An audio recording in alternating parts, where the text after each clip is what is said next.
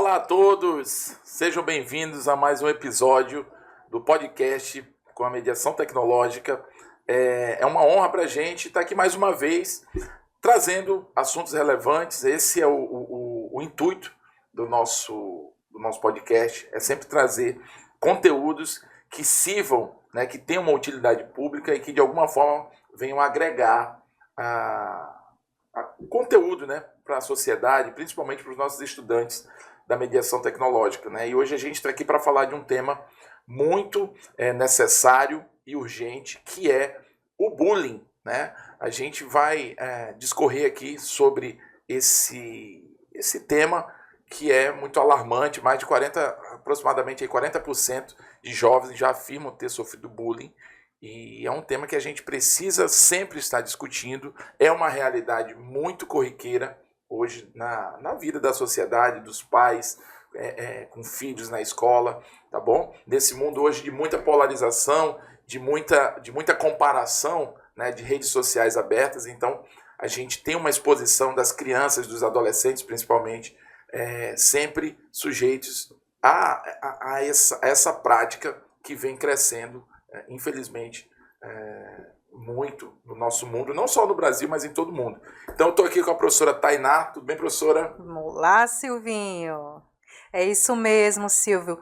E para nos ajudar a entender um pouco desse cenário que é muito complexo, mas também é importante encontrar caminhos para transformá-lo. Nós temos aqui hoje a honra de receber uma autoridade no assunto, o cara que entende mesmo do negócio. Hoje a gente tem o coronel da Polícia Militar, Coronel Henrique. Ele é um experiente mediador de conflitos. Eu já tive a oportunidade de participar de 2 encontros com ele, onde ele falava sobre mediação de conflitos, sobre comunicação assertiva, comunicação não violenta. E isso tudo vem de encontro com esse nosso tema. Então, seja muito bem-vindo, Coronel Henrique. Muito obrigada por aceitar o nosso convite. Eu que agradeço. Bom dia, Silvio. Bom dia, Tainá. Bom dia a todos os nossos ouvintes. É uma satisfação, como já fui apresentado. Sou o Coronel Henrique Barbosa. Tenho pós-graduação em Gestão de Pessoas, pós-graduação em Ciências Forenses, MBA em Gestão de Planejamento Estratégico no Setor Público. Sou especialista em Mediação Policial, graduado em Física pela Universidade Federal do Pará e em Direito pela Faculdade Católica de Rondônia. Atualmente sou oficial da Polícia Militar, no posto de coronel, e exerço minhas atividades na Secretaria de Segurança Pública como diretor executivo. Algumas experiências, como já falado aqui pela Tainá, em especial na área de mediação de conflitos, e como professor licenciado que sou, estou aqui para contribuir com todos vocês, e é um prazer para mim poder participar e contribuir cada vez mais com a nossa sociedade. É isso aí, professor.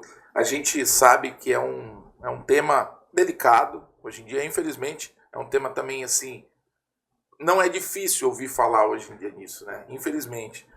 Isso significa que é algo que cresce e que aparece cada vez mais na nossa sociedade, sobretudo causando aí alguns problemas no público jovem, infantil, né? Hoje também, com até uma coisa que tange isso, com o aumento também de alguns transtornos, espectros, doenças novas.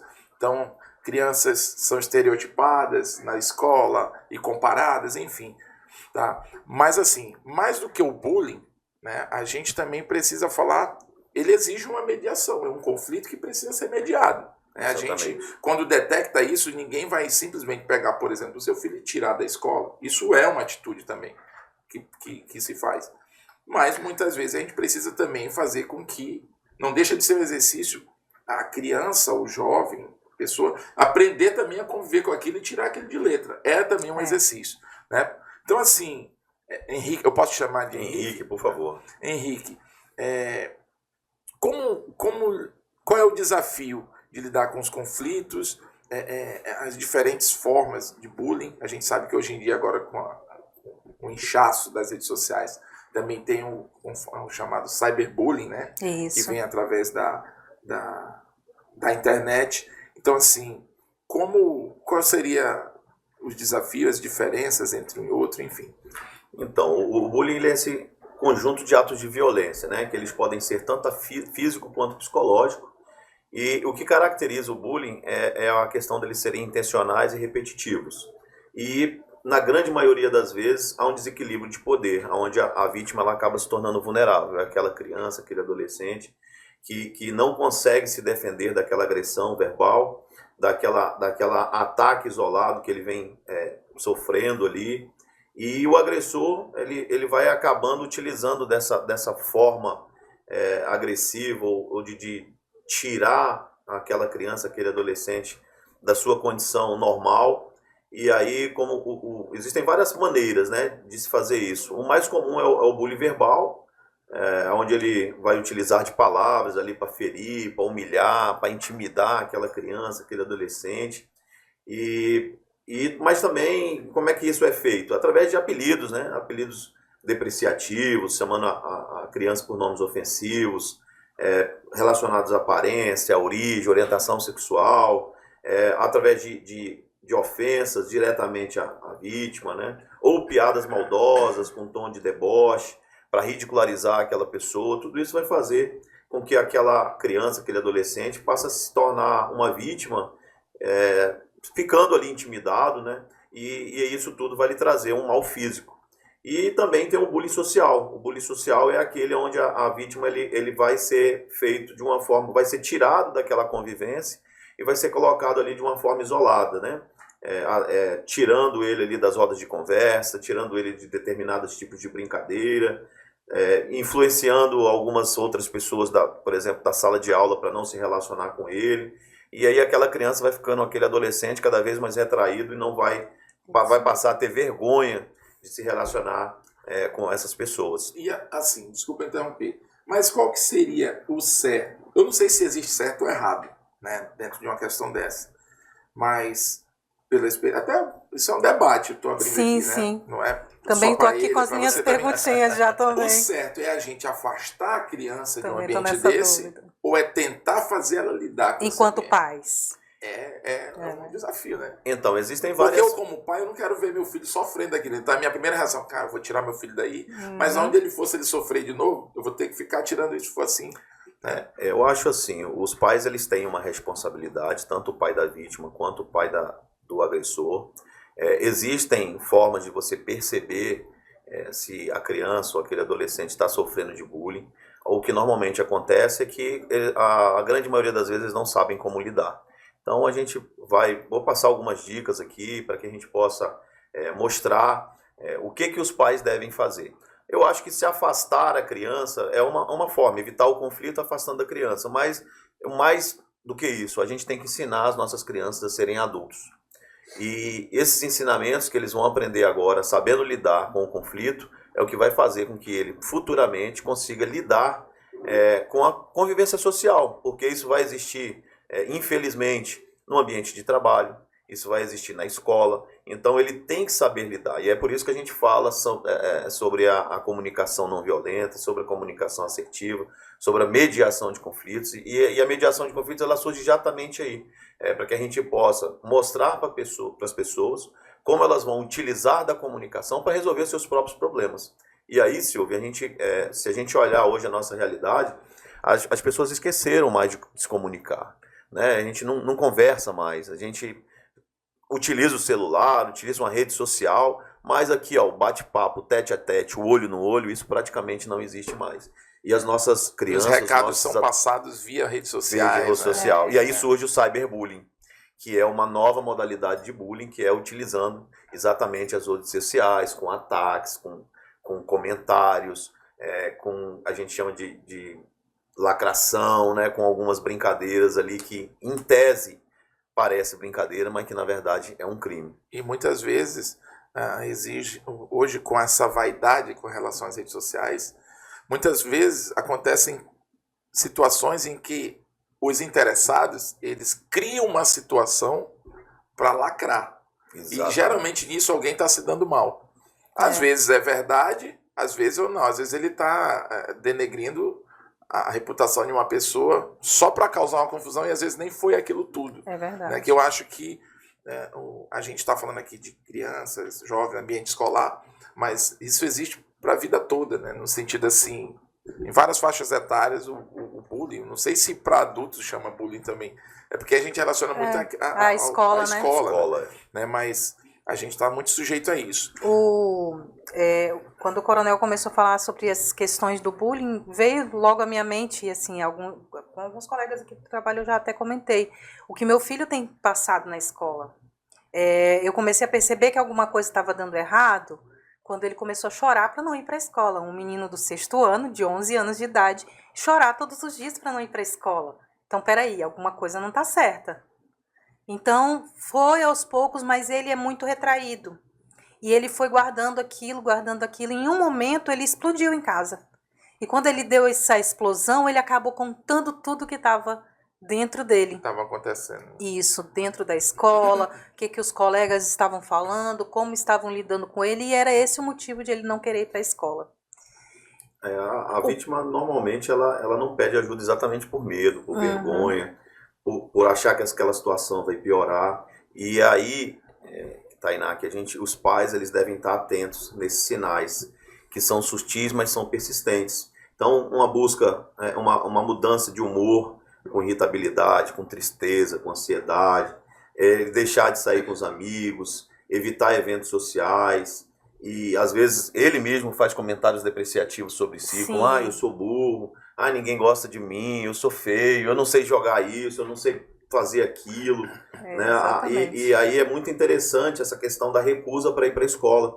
Ele inventa doença, inventa que está com dor de cabeça, com dor de estômago, e principalmente, pais, nas manhãs de segunda-feira. Por quê? Porque ele já passou o final de semana em casa remoendo aquilo. Quando é segunda-feira, ele não quer ir para a escola. Ele não quer sofrer aquela violência de novo. Ele não quer ter aquele sofrimento de novo. Ele passou um tempo livre daquilo, tranquilo, e agora vai ter que voltar. Exatamente, vai ter que voltar. Então, é muito importante que os pais percebam, né, esses sinais e passe a tentar descobrir o que está acontecendo. Às vezes, podem até chegar a própria criança ou adolescente a se machucar, né? Arranhões, hematomas, ele mesmo se morde, ou às vezes ele mesmo se machuca, né? Ele tentando tirar aquela dor, né? Então, às vezes, ele é uma dor psicológica, mas ele tenta transformar essa dor psicológica numa dor física, né? E os pais, que esse roxo aqui, o que está acontecendo aqui? E ele não sabe explicar, porque ele tem medo de falar, ele tem medo de dizer que foi ele que se machucou, e são sinais que os pais devem estar atentos e perceber isso aí. E querendo ou não, existe também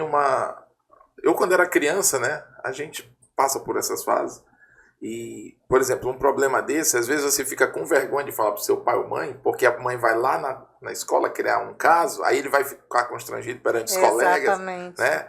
Isso também, às vezes, não é um medo ali do que vai acontecer com ele. É o depois. É o medo perante a vergonha, o constrangimento que ele acha que aquilo vai causar. Mas assim, Henrique, em Rondônia, a gente percebe, não só em Rondônia, mas a gente percebe um crescimento de violência, de bullying desses casos, né? E Rondônia já tem uma lei, né, sobre essa questão. E a presença, eu vou usar essa palavra, a presença da lei, ela inibe, ela toma providências, ela permite punições, enfim. Como é que se sente a questão do bullying em Rondônia com relação à aplicação da lei? Silvio, nós temos essa lei em Rondônia desde 2011. Essa lei ela traz a definição do bullying, né? Ela determina que as escolas incluam no seu projeto pedagógico ações de conscientização, de prevenção, de combate ao bullying, prevê ações interdisciplinares, participação da comunidade, né, como os pais, os professores, para trazer exatamente a discussão desse tema.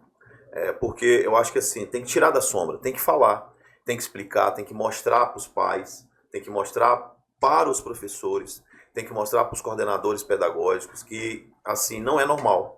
Inclusive, essa lei ela traz essa problemática, né, ela busca a prevenção, o diagnóstico e o combate ao bullying. E aí o que ela traz? Ela traz também a possibilidade de ser comunicado o Conselho Tutelar e o Ministério Público. Mas em 2014 surge uma inclusão no Código Penal, criminalizando o bullying. Porque até então era uma orientação, hoje não, hoje é crime. Hoje os pais eles podem ser responsabilizados. A criança, apesar de que, não, mas ele é menor, não vai preso, mas o Estatuto da Criança e Adolescente prevê algumas penas, né, que ele pode sim ser responsabilizado por aquelas ações. Então, há por exemplo, civilmente, uma indenização por danos materiais, por danos morais. Então, existe hoje uma consequência real. A nossa lei de 2011 ela foi inovadora, assim como o estado de Rondônia foi o primeiro estado a ter uma lei de mediação de conflito nas escolas. Primeiro estado? Primeiro estado. Assim que saiu a lei nacional regulamentando a mediação de conflitos, Rondônia já criou a mediação escolar. E aí Rondônia também traz essa lei em 2011, trazendo essa obrigatoriedade para as escolas, para trazer as responsabilidades, tanto do Conselho Tutelar, do Ministério Público, dos pais, dos alunos, dos professores e todo mundo que faz parte desse sistema, para que a gente possa combater, diagnosticar e principalmente tentar minimizar e cessar o bullying nas escolas. Então é uma lei que foi inovadora e posteriormente, com o crescimento dos casos, ele foi incluído no Código Penal em 2014. E o bullying, Henrique, ele é... se bem que você falou que tem os instrumentos, não sei se punitivos, enfim, você falou do Conselho Tutelar, alguma coisa você citou. Então o bullying ele não é um caso de polícia, inicialmente falando. Ele é um... Tipo assim, meu filho sofreu bullying, se eu quiser resolver isso de uma forma correta, é o quê? Hoje ele já é um caso de polícia. Né? Então é um caso hoje a polícia que eu chamo na escola. Hoje já é criminalizado o bullying. Obviamente que vai depender, como eu disse, né? Tem vários da tipos condução dentro da escola. Exatamente. Né? Então, até chegar nesse ponto. Até chegar nesse ponto. Então nós temos alguns passos, né, que a gente pode fazer antes de levar ao mundo criminal ou ao mundo civil, né, ao mundo do direito. Mas existe a possibilidade de que em determinados casos, isso sim chegar a ser o cometimento de um crime. Eu não sei se vocês lembram, acho que faz 1 mês, 2 meses atrás, o caso de uma criança, passou até na televisão, que ela, na hora de uma apresentação, ela foi interagir com outro menino, o menino não quis interagir com ela, o pai não gostou, o pai estava no público, viu, e foi para cima da criança e agrediu a criança. Sim, né? Foi um caso, acho, já extremo. Segundo ele já tinha reclamado na instituição que o filho dele vinha sofrendo aquilo e instrumentalmente lá na instituição acho que não tinham resolvido ainda. E naquele dia ele extrapolou, não aguentou ver o filho dele passar aquele constrangimento. Ele subiu no palco e foi para agressão com a criança mesmo. Aí isso gerou uma violência já no meio dos pais, porque aí vieram os outros em cima, né? Então, eu acho que também parte das instituições de ensino, às vezes, levar aquilo a sério mesmo, da forma que tem que ser, e não ficar... Né, achando que é apenas uma brincadeira, exatamente. Porque no final ela pode ser responsabilizada. Ele reclamou e eles não tomaram uma atitude, sei lá, enfim, né? Mas, professora... O senhor, coronel, como é um especialista em mediação de conflito, como que funcionaria na prática mediar um conflito de bullying? Qual seria o objetivo real? Seria punir o agressor ou seria tentar ali manter uma relação entre os dois envolvidos, tentar aproximar os dois, tentar conversar com os dois jovens, as duas crianças, para tentar se entender? Então, a mediação de conflitos, ela surge para fazer com que, através da comunicação, aquelas partes se entendam. O bullying, normalmente, ela não vai ser utilizada uma mediação tradicional, porque na mediação de conflitos, existe uma lei da mediação de conflitos, ela prevê ali que existe um equilíbrio entre as partes. E quando a gente fala de bullying, eu não tenho equilíbrio entre as partes. Eu tenho um ofensor e eu tenho um ofendido. Então, a gente normalmente trabalha a mediação de conflitos com o bullying através de uma mediação adaptada. É como se fosse uma prática restaurativa. Por quê?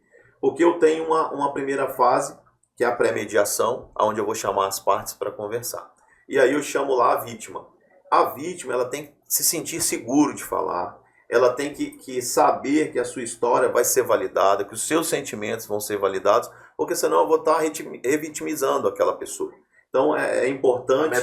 Amedrontando ele. Então a gente tem que entender qual é o impacto daquilo que foi ocorrido para aquela vítima, para aquela criança, para aquele adolescente. Se ele se sentir seguro novamente, e isso aí obviamente que vai depender muito da habilidade do mediador em trazer essa confiança, de trazer esse respeito, de validar os sentimentos, aí sim eu vou trazer o agressor e, através também da comunicação, fazer ele refletir sobre os impactos das ações que ele vinha fazendo, né? Então, qual era o objetivo dele? O que ele queria que acontecesse quando ele tomou aquela atitude? Quando ele, por exemplo, fez aquela piada, né? Como é que ele se sentiu? E assim, é uma questão que, às vezes, esse agressor, ele também está com problemas. E essa é uma forma dele externar esses problemas. Então, a partir do momento que eu trago essa pessoa para uma mediação, eu tenho que gerar nele empatia e responsabilidade. Porque ele tem que entender, primeiro, que ele errou e ele precisa reparar o dano. E aí, o reparar o dano aqui não é só simplesmente o pedido de desculpas, né? Ele tem que entender que aquilo ali pode ter consequências graves e o que ele provocou naquela outra pessoa. E aí sim, uma vez que eu tenho essa certeza de que tanto a vítima quanto o agressor tem condições de participar de uma mediação, aí eu vou trazer essas duas partes, né, essas duas pessoas, para esse encontro restaurativo. E aí, através da exposição de sentimentos, né, onde a vítima vai ter a oportunidade de mostrar os sentimentos que ela teve, né, as ações que ele fez o afetou, o quanto isso foi ruim para ele, né, então, e também o agressor. Ele vai ter que entender o mal que ele causou para aquela vítima. Então, às vezes, ele não tem noção. Ele pensa que é uma brincadeira de mau gosto, onde todo mundo está rindo e ele está se sentindo bom, ele está se sentindo confortável, ele está se sentindo ali, vamos dizer assim, o cara que é engraçado. Só que o descolado. O descolado e tal, exatamente. Então, talvez ele não saiba essa responsabilidade que ele está tendo com os atos dele. Porque para ele pode ser que seja apenas uma brincadeira. E aí é exatamente na mediação que a gente vai tentar consertar as coisas e garantir que isso não vai acontecer novamente. E isso é importante, que tanto a vítima perceba que às vezes não é uma questão pontual com ele, tanto faz, é qualquer um que aquele agressor utilizasse para fazer graça, para fazer piada. Então não é ele que ele é a vítima dele, é qualquer um. Ele não está nem aí, pode ser qualquer um e ele vai fazer a piada, ele vai fazer a brincadeira, ele vai agredir, ele vai fazer o bullying. Né? Então, e também o agressor, entender que aquelas consequências dele não é uma brincadeira, que aquilo é um caso grave, né, que pode se tornar inclusive um crime, e aí sim chegar num acordo restaurativo, onde existe a possibilidade da reparação do dano. A questão do envolvimento de espectadores também é muito importante, que pode acontecer de a gente envolver esses espectadores, até para que ele perceba que não está tão legal assim a ação dele. Exatamente, que não está tão legal assim a ação dele. Coronel, hoje a gente estava falando que é uma lei no nosso estado de Rondônia, a lei contra o bullying, né? Ela realmente está sendo aplicada na escola? Como seria assim, a ação da nossa polícia militar de forma preventiva dentro da escola? Tem acontecido essa construção da cultura da paz? Ela tem ido além de uma simples reação a um crime? Hoje a polícia militar ela trabalha com praticamente duas ações principais de forma preventiva nas escolas. Uma é o PROERD, né, que é o Programa Educacional de Resistência às Drogas e à Violência. Então, dentro do PROERD, nós temos ali policiais que vão trabalhar dentro das escolas, fisicamente mesmo, fardados, dando palestras para crianças do 5º ao 7º ano. E dentro do programa PROERD, ele vai ministrar ali palestras sobre habilidades essenciais para a vida, como tomada de decisão, controle da impulsividade, resistência à pressão dos colegas, e além das drogas, né? Então, o PROERD ele tem esse viés também para tentar formar cidadãos menos vulneráveis, não às drogas, mas também à violência e o bullying. E aí o policial ele vai se tornar essa figura de referência e confiança, até para que aquela pessoa saiba que se acontecer algum ato de violência com ela, a polícia ela é parceira, ela está ali para ajudá-lo. E aí também nós temos as patrulhas escolares, né, onde nós temos ali uma modalidade de policiamento especializado, que ele vai atuar nas imediações, no perímetro das escolas, e aí aquela viatura ali, o objetivo dela é fazer com que, principalmente nos horários de entrada e saída, ter a inibição de comportamentos agressivos, de comportamentos que possam gerar ali violência. E aí esses policiais que trabalham na patrulha escolar, eles vão exatamente criar esse canal de comunicação com a direção da escola. Ele vai ter alguém ali para, se a direção precisar ou se os alunos precisarem, chamar. E ele vai ser um mediador de conflitos ali para tentar apaziguar uma situação ou, em pior dos casos, numa situação mais grave de agressão, intervir ali e manter a ordem naquele colégio, naquele ambiente escolar ali. E além das palestras, né, que a gente tem, a SESDEC, por exemplo, nós temos um setor dentro da própria Secretaria de Segurança que faz palestras sobre trânsito, que faz essa conscientização dos jovens, né? E um exemplo é eu estar aqui agora conversando com vocês sobre bullying, falando das ações preventivas da Polícia Militar, para que a gente possa criar um ambiente escolar mais seguro, fortalecendo os jovens para que façam suas escolhas de uma forma mais acertada, construindo relações de confiança entre a Polícia Militar e a nossa sociedade. São duas situações, né? Eu acho que por si só a presença da polícia, do Já policial inibe. fardado, já é terapêutico. Terapêutico. Já trata a situação. Porque eu, enquanto criança, quando qualquer briga que tinha na escola, que chegava a ponto de ter que chamar a polícia, porque isso acontece, aquilo causava, sim, já uma... né? Mas, ao mesmo tempo, a presença de programas como, por exemplo, o PROED, como você falou, a questão da patrulha escolar, isso sendo trabalhado de uma maneira enraizada desde o início, isso também já cria empatia com a questão da presença da polícia no processo, mas de uma maneira protetora, em Exato. que me alivia, e não aquilo, meu Deus, vai acontecer alguma coisa ruim, né? Então isso também é importante, porque existe também uma cultura, Henrique e Tainá, não sei se vocês vão... antigamente, era normal, tipo assim, como é que eu vou dizer? Era normal a gente ser apelidado, criar apelido, né? Resolver às vezes até no tapa na Sim. escola, né? E aquilo era até motivo de orgulho para os pais, que meu filho sabe se defender. Existia uma cultura assim, né? Hoje em dia não. Hoje em dia a gente, para os pais, para essa geração de pais, que é essa nossa que vem dessa última geração de antigamente, digamos assim, a gente às vezes... Muitas vezes a gente quer resolver de uma maneira mais radical, porque a gente vem de uma época que a gente resolvia a gente mesmo de uma maneira mais contundente. Então, hoje em dia, até acho que para os pais, de repente, aceitar que vai ter um processo de reconciliação, de mediação do conflito, né? Ainda tem isso. Aí diz, não quero saber de conflito, não, vou tirar meu filho dessa escola. Existe muito essa resistência também, né? E isso eu acho que a mediação perpassa também por aí. Você também, às vezes, convencer aquele pai que não é bem assim. Que você, às vezes, não, vamos tentar, a gente tem mecanismos que vão, enfim, tentar controlar, reverter essa situação. Então, é uma questão muito complexa, eu acho, essa questão do bullying, porque ninguém quer ver seu filho ou filha sofrendo algum tipo de agressão, né? Seja verbal, seja física. Então, mas enfim, com relação aos nossos estudantes, nas nossas escolas hoje, Henrique, você falou do público, dos espectadores, né? Sim. Eu acho que você, de alguma forma, já até falou, mas o que se deve ser trabalhado para essa cultura de paz nas escolas, assim, Que o espectador não fique só espectador, né, Silvio? Que ele também seja um defensor. Porque o espectador, ele também é um jovem, Sim. que tem a mesma mentalidade, às vezes, do outro, né? Do mala que está causando a situação. E ele, um apoia o outro. Quando ele faz graça, eu tô aqui, tô rindo. Quando for eu, tu também tem que exaltar o que eu fiz.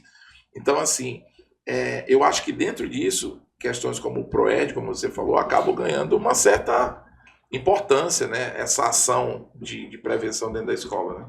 Silvio, essa pergunta é importante. A atitude dos colegas que ele presencia o bullying, ele é um fator primordial para que essa agressão ela pare ou continue. Por que que é importante? Porque o agressor, ele busca essa aprovação, esse poder, ele quer plateia.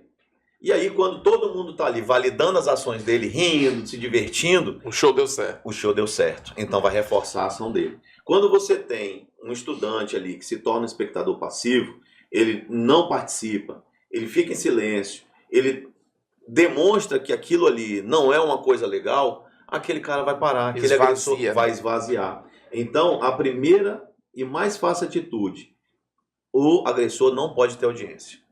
Tem que, quem está assistindo ali não pode ficar rindo, por exemplo.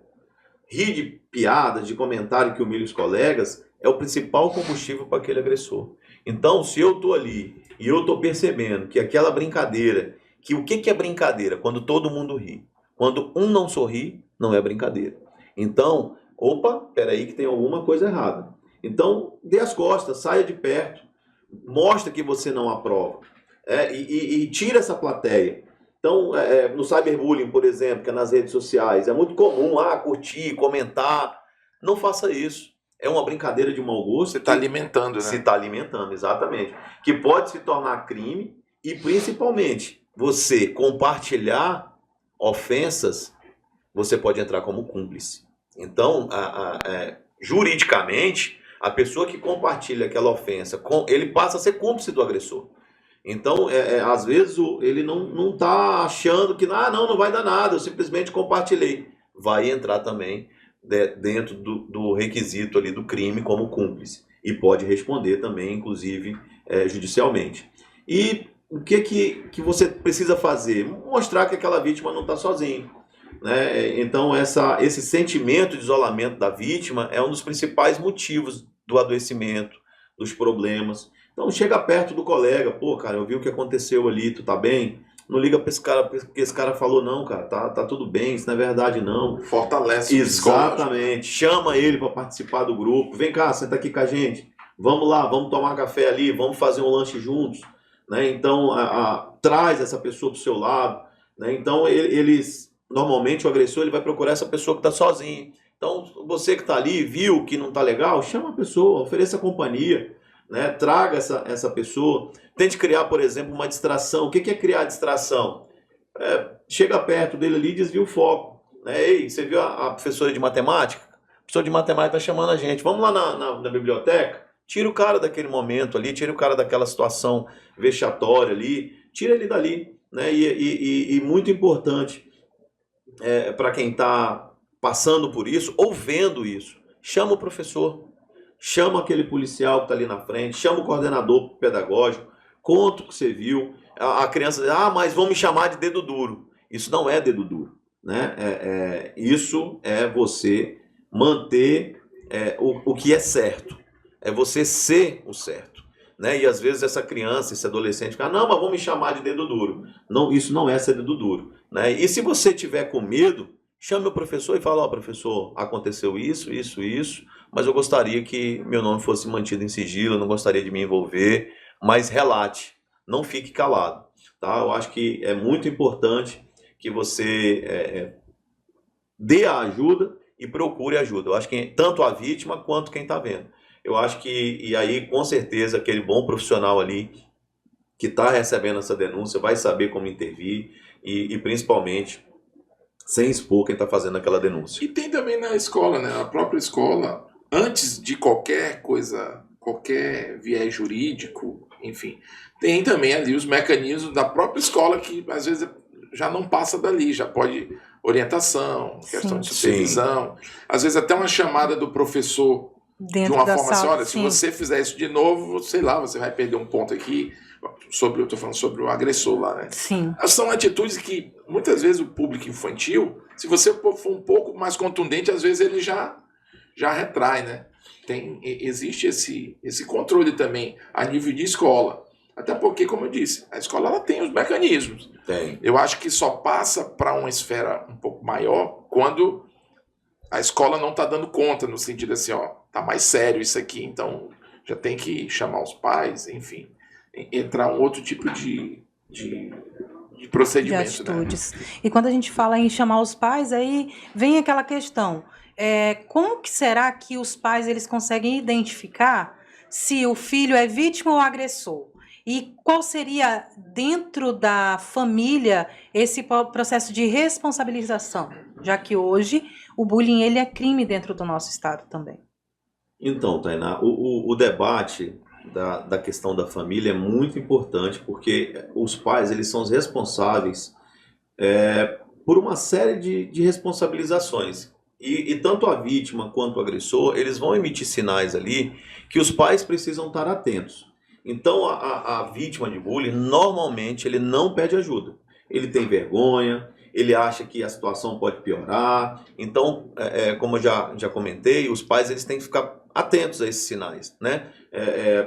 Com aquela criança, aquele adolescente está mais irritado, quando ele evita eventos sociais, ele quer ficar trancado no quarto, ele faz comentários depreciativos sobre si mesmo, né? Não quer ir para a escola, tem distúrbio de sono. E isso pode ser também, desculpa interromper, mas gatilhos para essas novas doenças emocionais, ansiedade, crises de pânico. Com certeza. Quando fala em ir para a escola hoje, que ele sabe que às vezes ele vai encontrar aquela situação, né? Então, isso desperta também outras situações de uma criança que podem perdurar por um tempo na vida dela, mesmo depois que ela tenha saído daquela situação. Sim. Né? A gente sabe que hoje o Brasil ele é um dos países mais ansiosos. Ele já era antes da pandemia. Na pandemia, depois da pandemia, Deu um boom nisso. foi um boom nisso. E o bullying, eu tenho certeza absoluta que o bullying é um dos que contribui para uma população ansiosa. Com Que vem certeza. algo que a pessoa não resolve psicologicamente, e ela vem crescendo com aquilo, e aquilo traz certos gatilhos. Né? E isso pode influenciar, por exemplo, a perda do apetite, deixar a criança vai adoecer ali, ou até uma compulsão alimentar, a criança está comendo muito ali, poxa, ele não era assim, né? Então são esses gatilhos que você está falando aí, que os pais têm que ficar atentos. E não é só da vítima, os pais do agressor também têm que estar atentos.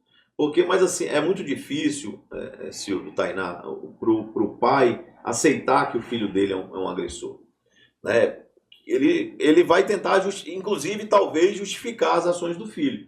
Então, os pais também têm que estar atentos nas atitudes do filho. Quando não, meu filho é esquentado. Calma aí. O que é o esquentado? Será que ele não está exagerando? Será que ele não está causando problemas? Será que ele não está, através desse sentimento dele, ridicularizando outras pessoas, né, fazendo bullying, né? E não, meu filho é muito popular na escola, mas como é que é essa popularidade dele? É através do medo? A base de quê? Né? A base de quê? É através das brincadeiras de mau gosto, né? Por exemplo, é muito comum, às vezes ele vai ali, toma a caneta, toma o lápis, toma a borracha. Vem cá, de quem é esse lápis? De quem é essa borracha? Está trazendo materiais que não é seu. Então, são coisas ali que os pais podem perceber. Peraí, está chegando com material, com dinheiro, com brinquedo, de quem que é isso aí? E aí, os pais eles têm que assumir essa responsabilidade e entender que o filho dele ele pode ser um agressor. Né? E aí, a responsabilidade, né, na criação desse diálogo seguro em casa, trazendo com que aquela criança, aquele adolescente, ele se sinta à vontade para conversar com os pais, que infelizmente, Silvio, hoje até é uma realidade que os pais praticamente não conversam com os filhos. E assim, se você chegar para o teu filho hoje e perguntar, filho, como é que foi a aula na escola? Ele vai dizer, normal. Igual. Ele não vai se abrir. Filho, o que você fez de mais legal hoje? Aí ele, aquilo vai trazer um gatilho na mente dele, que ele vai procurar relembrar aquilo que ele fez de mais legal. Então, às vezes, os pais não sabem perguntar para os filhos as perguntas certas para que ele possa acessar o filho, acessar aquela criança, para que ele possa, de fato, se abrir, de fato, conversar, de fato, dizer o que está acontecendo. Então, não é o que você pergunta, é como você pergunta. Né? E a forma como você vai perguntar, e dependendo como você vai reagir também, vai trazer essa confiança da criança, desse adolescente, para ele poder ter confiança em você. Porque todos nós aqui fomos crianças, a gente sabe, às vezes conversar com os pais traz aquele medo, aquele receio, né? Será que o pai abrir sobre um assunto? Será que o meu pai vai aceitar? Será que o meu pai vai me acolher? Será que ele vai respeitar? Ou ele vai brigar comigo e vai me botar de castigo? Então tem que ter esse acolhimento, esse apoio, né? A validação dos sentimentos do filho. Porque para mim pode ser mais fácil, mas para o meu filho não. Ele é o sentimento dele e a gente quer descobrir, quer não validar o sentimento. Mas por que você ficou com medo? Isso aí não é motivo de ter medo. Cara, não é questão de ter ou não motivo. É um sentimento. Ele ficou com medo. Esse sentimento tem que ser validado. Exatamente. E muitas vezes na nossa fase, quando nós passamos por aquela fase em que ele está com aquele medo, nós tínhamos a mesma fragilidade. Mas como a gente tem a experiência, a gente acha que ele tem que superar aquilo porque aquilo é besteira. Mas é besteira agora que a gente já passou, mas na época eu sentia a mesma coisa. Né? Então tem essa empatia também que a gente tem que ter pela fase em que ele está. Exatamente. Que um dia eu também tive a mesma fragilidade emocional, né? Que ele tem, no caso.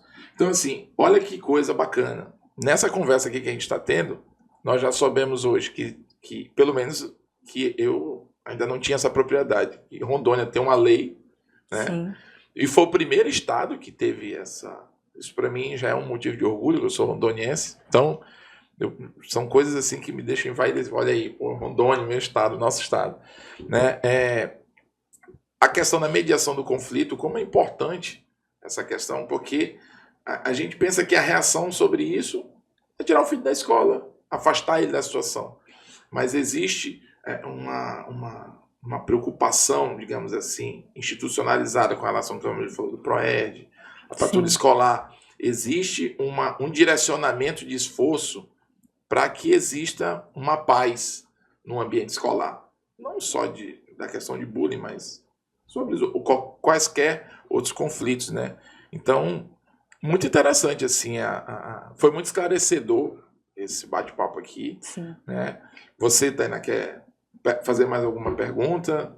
Eu, assim, eu acho que essa aula que nós tivemos hoje sobre bullying, né? Ela foi muito produtiva. A gente acaba pensando e repensando em várias coisas. Nosso papel enquanto educador dentro da sala de aula, como é que eu também posso identificar isso? Meu papel enquanto pai, enquanto mãe, como é que eu vou lidar com isso? E outra coisa, lembrar realmente, como o Silvio falou, que na minha época eu também já passei por isso. Então, eu também tenho que ser receptiva ao meu filho, ao meu estudante e tentar ali mediar esse conflito, não deixar aquilo crescer mais, né? Tem uma situação também, as diferenças de criação, acho que vocês vão identificar isso. Né? Às vezes, uma criação faz de uma criança ela ser mais quieta, educadinha, e tem aquele menino que às vezes é criado às vezes num ambiente mais hostil. Então, o normal dele é ser agressivo, é ser um pouco mais saliente, é ser um pouco mais atrevido, né? E muitas vezes, aquilo não é que ele está agredindo, é que para ele é o normal. Ele cresceu num ambiente em que um manga do outro, um fala besteira do outro. Então, para ele, muitas vezes, essa mediação vai mostrar para ele, não, cara, esse é o teu normal, mas o normal do geral não é isso aí. Né? Às vezes, então, é importante esse acompanhamento. Né, sobre essa questão, essa mediação. Mas, Coronel, tem mais alguma coisa que você queira falar que seja relevante a gente citar aqui? Eu acho que assim, Silvio, a gente pode deixar aqui como mensagem final, né, que você que está passando por isso, que quebre esse silêncio, procure alguém de confiança.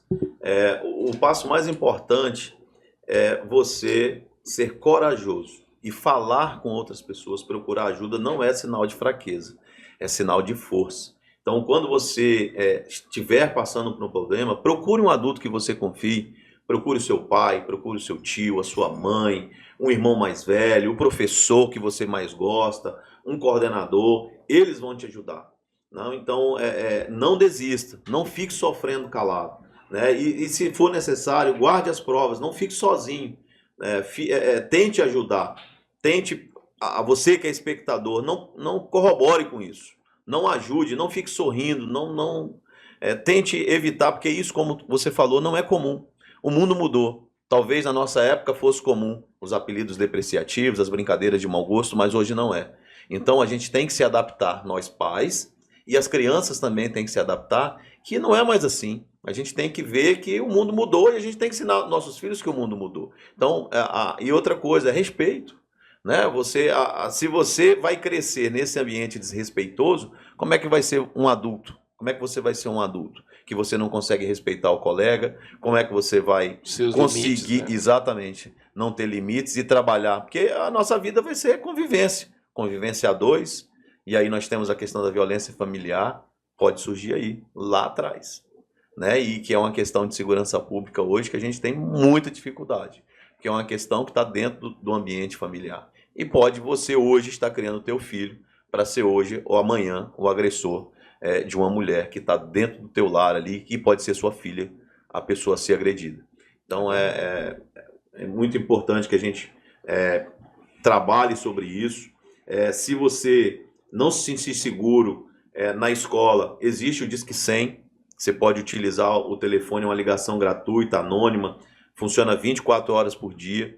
Se você não está se sentindo bem nos momentos de angústia ali também, nós temos um 188, que é o Centro de Valorização da Vida. Então você vai poder ligar lá, conversar de forma anônima, falar dos seus sentimentos com alguém, que um profissional que vai estar ali do outro lado, e poder tentar descarregar um pouco mais esse sentimento que está te maltratando, que está te fazendo mal. E eu acho que é importante vocês procurarem ajuda. Isso é muito importante. Ô, Coronel, eu queria agradecer pela sua disposição. Foi uma aula, né? Eu fiquei sabendo de muita coisa, Sim. porque a gente ouve falar no macro, como pai, né? Mas, no meu caso, né, como pai, mas quando a gente vai profundo no assunto, a gente percebe que existe